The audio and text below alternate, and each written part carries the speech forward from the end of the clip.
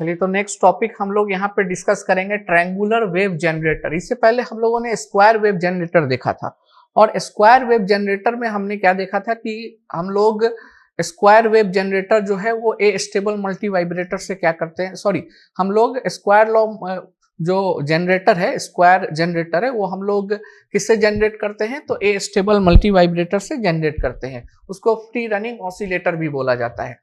अब सेकंड यहाँ पे जो हमको पढ़ना है वो है हमारा triangular wave generator. Triangular wave generator, triangular wave को जनरेट करने के लिए पहले हम लोग स्क्वायर वेव को ही क्या करते हैं, जनरेट करते हैं, एंड देन आफ्टर उसको इंटीग्रेट कर दिया जाता है। जो output of a stable multi vibrator होता है उसको क्या कर दिया जाता है, इंटीग्रेट कर दिया जाता है। When you integrate the output of a stable multi vibrator then you will get the triangular wave. आपको क्या मिलेगा, ट्रायंगुलर वेव मिलेगा। ठीक है, तो यही चीज हमने यहाँ पे दिखाया है, आपको यहाँ पे मैंने दिखाया। देखिए यहाँ क्या है हमारा, तो triangular wave can be simply obtain by integrating the square wave. When you do the integration process then you will get the square wave. आपको square wave sorry triangular wave मिल जाएगा। तो ये आपका क्या है, फ्री रनिंग हमारा क्या है, ऑसिलेटर है। और इसके साथ मैंने यहाँ पे ये जो सर्किट लगाया है, ये कौन सा सर्किट है, अगर आपको याद होगा तो ये एक इंटीग्रेटर सर्किट है यूजिंग ओपेम। ओपेम का यूज करके हमने क्या किया है, इंटीग्रेट किया है इसको। तो दोनों ओपेम का सर्किट इसके अंदर यूज किया है। तो दो स्टेज है, first stage is square wave generator. यहाँ पे आपको क्या मिलेगा, स्क्वायर वेव मिलेगा। और उसके बाद ये जो हमने यूज किया है वो इंटीग्रेटर है, वो उसको क्या करेगा, इंटीग्रेट कर देगा। ठीक है, तो इतना बात आपको क्लियर है। अब यहाँ पे एक इंपॉर्टेंट बात यहाँ ये आता है कि जो फ्रीक्वेंसी होगा दोनों वेव का, स्क्वायर वेव की फ्रीक्वेंसी की बात करें या ट्रायंगुलर वेव की फ्रीक्वेंसी की बात करें, दोनों क्या होगा, सेम होगा। ठीक है, क्योंकि दोनों हमारा क्या है, स्क्वायर वेव से ही हमारा ट्रायंगुलर वेव क्या है, जनरेटेड है। तो दोनों की फ्रीक्वेंसी क्या होगी, सेम होगी। अब हमने सर्किट डायग्राम बनाया यहाँ पे ओपेम के मदद से। नेक्स्ट है हमारा, कह रहा है कि although amplitude of the square wave is constant. अब दोनों में अंतर क्या है, स्क्वायर वेव का तो एम्पलीट्यूड कांस्टेंट था लेकिन ट्रायंगुलर वेव का एम्पलीट्यूड क्या होगा, कांस्टेंट नहीं होगा। ठीक है, तो स्क्वायर वेव का जो एम्पलीट्यूड है वो कांस्टेंट है, प्लस वी सेट से माइनस वी सेट तक ये क्या होता है, लाई करता है, सैचुरेशन वोल्टेज के बीच में लाई करता है, प्लस माइनस में। ठीक है, and the amplitude of triangular wave will decrease, जबकि एम्पलीट्यूड ऑफ ट्रायंगुलर वेव जो होगा वो डिक्रीज होगा एज ए फ्रीक्वेंसी इंक्रीज, जैसे जैसे फ्रीक्वेंसी मेरा इंक्रीज होता जाएगा। This is because the reactance of capacitance C2 in feedback. ये किसके कारण होता है, इसमें जो फीडबैक लगा हुआ है C2 का circuit decrease at the high frequency, इसका रिएक्टेंस हमारा क्या होगा, डिक्रीज होगा। और इसका रिएक्टेंस हमारा डिक्रीज होगा तो क्या होगा, क्या होगा हमारा, तो amplitude of triangular wave will decrease at the frequency increases. Frequency जैसे इंक्रीज करेंगे रिएक्टेंस हमारा इसका क्या हो जाएगा, रिएक्टेंस हमारा इसका क्या हो जाएगा, कैपेसिटर का रिएक्टेंस इफेक्ट शो करने लगेगा, डिक्रीज हो जाएगा एट हायर फ्रीक्वेंसी। अब रेसिस्टेंस R4 जो लगा हुआ है across C2, R4 this resistance across C2, the saturation problem at low frequency. Low frequency पे जो सैचुरेशन का प्रॉब्लम होता है, जो सैचुरेट कर देता है, उस लो फ्रीक्वेंसी पर ये सैचुरेशन के प्रॉब्लम को क्या करेगा, परफॉर्म करेगा। ठीक है, तो ये आप इसका वेवफॉर्म देख सकते हैं। This is the waveform, output waveform of what, this whole circuit. ये हमारा कौन सा वेव है, स्क्वायर वेव है, और बीच में आप जो रेड कलर से देख रहे हैं वो हमारा क्या है, ट्रायंगुलर वेव है। ठीक है, तो इसको आप लिख लें, इसको बना लें। तो लास्ट टॉपिक आप अगर इस मॉड्यूल का देखें तो लास्ट टॉपिक है आपका मोनोशूट। मोनोशूट क्या है, पहले इस बात को आप देखिए। Example of monoshot is monostable multivibrator. इसमें मोनोस्टेबल मल्टी वाइब्रेटर के बारे में आपको लिखना है। ठीक है, तो this is the last topic of your module 6। ये आपका मॉड्यूल कौन सा है, 6 है, मॉड्यूल 6। ठीक है, तो इसमें सबसे पहले तो आपको डिफाइन करना पड़ेगा कि मोनोशूट क्या है।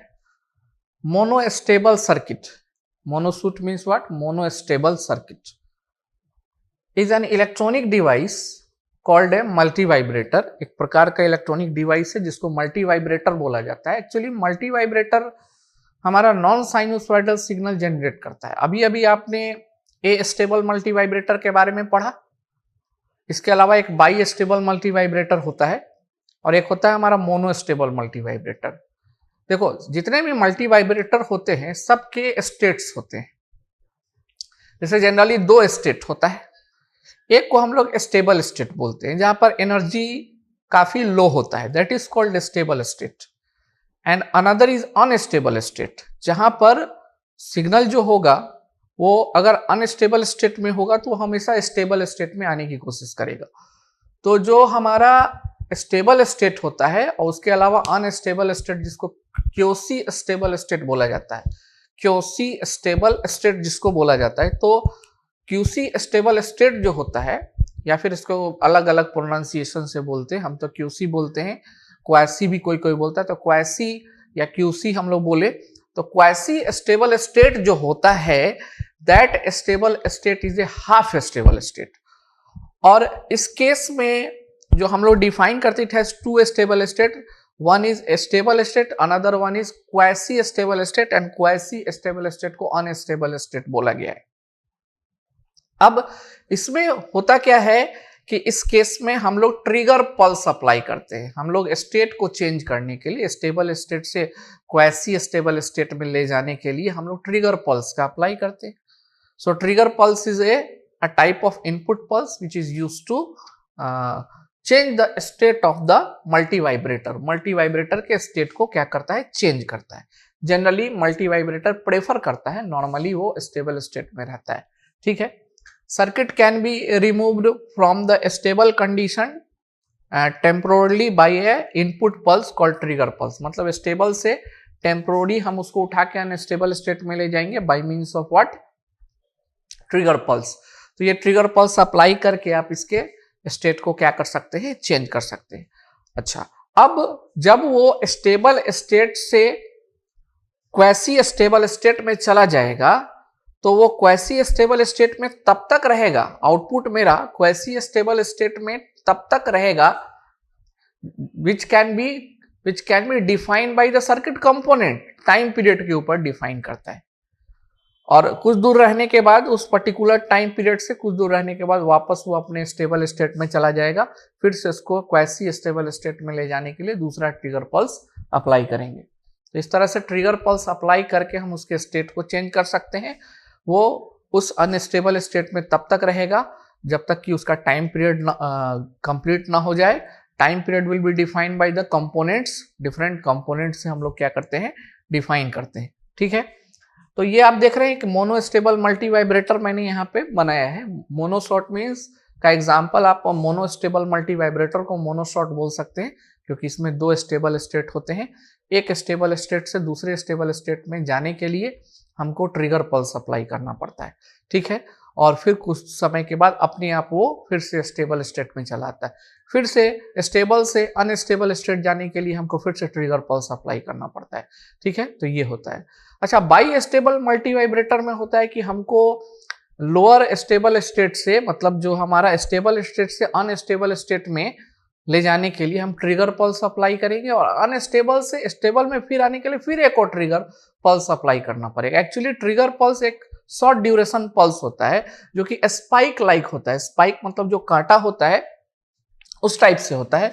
तो when you see the trigger pulse is like this, इसका हम लोग ट्रिगर पल्स का जो डायग्राम बनाते हैं कुछ ऐसा बनाते हैं। तो यहाँ पे हम लोग ट्रिगरिंग कराते हैं, ट्रिगर पल्स अप्लाई कराते हैं। तो यहाँ पे ट्रिगर पल्स कहाँ देंगे हम लोग, यहाँ पे ट्रिगर पल्स हम लोग यहाँ पे अप्लाई करेंगे। ये जो आप देख रहे हैं इस पर्टिकुलर पोजीशन पे हम लोग क्या अप्लाई करेंगे, ट्रिगर पल्स अप्लाई करेंगे। ठीक है। और यहाँ पे हम क्या अप्लाई करेंगे, यहाँ पे हम इनपुट सिग्नल अप्लाई करेंगे और यहाँ हमको आउटपुट मिलेगा। तो this is what, this is a multi vibrator. ये कैसा multi vibrator, mono stable multi vibrator है। ठीक है। तो यही चीज इसमें पूरा लिखा हुआ है।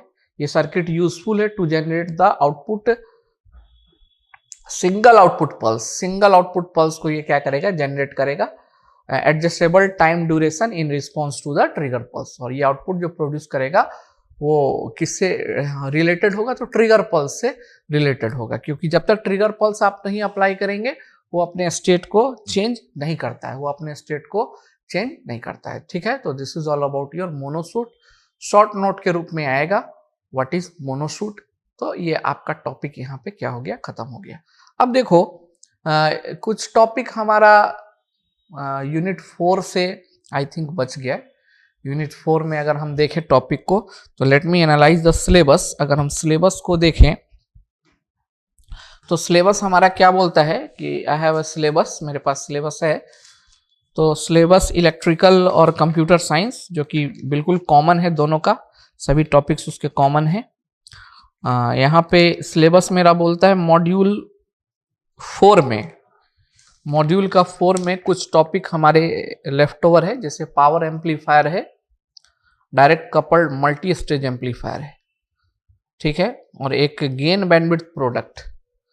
तो we are going here to analyze next, हम लोग जो लेफ्ट ओवर टॉपिक्स है उसको कवर कर लेते हैं। और उसके अलावा और भी जितने भी टॉपिक्स हैं वो ऑलमोस्ट आपके कंप्लीट हो गए। मॉड्यूल 5 मॉड्यूल 6 में सभी टॉपिक कंप्लीट हो गए, कोई ऐसा टॉपिक नहीं है जो हमने लेफ्ट ओवर किया है। जैसे अभी आप मॉड्यूल 6 का एग्जांपल ले, तो सबसे पहले मॉड्यूल 6 का नाम है linear non linear application of operational amplifier. इसमें हिस्टेरेटिक कंपैरेटर हमने देखा, जीरो क्रॉसिंग डिटेक्टर हमने देखा है, उसके अलावा हमने स्क्वायर वेव और ट्रायंगुलर वेव जनरेटर देखा, प्रीसीजन रेक्टिफायर देखा हमने, पिक डिटेक्टर देखा, मोनोशूट देखा। इसके अलावा और हम लोगों ने मॉड्यूल 5 में लगभग सभी टॉपिक देख लिया, ठीक है ना। लास्ट में हमारा एनालॉग टू डिजिटल कन्वर्जन भी था, वो भी हम लोगों ने देखा। उसके बाद ऑसिलेटर के बारे में भी देखा, उसमें पॉजिटिव फीडबैक से मैंने आपको बताया ऑसिलेटर। और एक बात मैंने आपको बताया कि 2 ही ऑसिलेटर आपको पढ़ना है, veins bridge oscillator and RC phase shift oscillator. और याद रखना है कि एग्जाम में आएगा तो आपको ओपेम के मदद से बनाना है, क्योंकि वहां पे जो मैंने बताया है उसमें ओपेम के अलावा है ना ट्रांजिस्टर के मदद से बनाया है। तो अब अगर आप ट्रांजिस्टर के मदद से बना दोगे तो आपका मैक्सिमम मार्क्स कट जाएगा, क्योंकि ये जो टॉपिक है ये topic linear application of operational amplifier में दिया हुआ है। तो आपको ओपेम के मदद से क्या करना होगा, बनाना होगा, ठीक है। ये बात इंपॉर्टेंट है, ध्यान रखिएगा इस चीज को, ठीक है ना। नेक्स्ट हम लोग देखेंगे तो पावर एम्पलीफायर देख लेंगे, and then after we have direct coupled multi stage amplifier, ठीक है। ठीक है, इसको आप पहले लिख लें।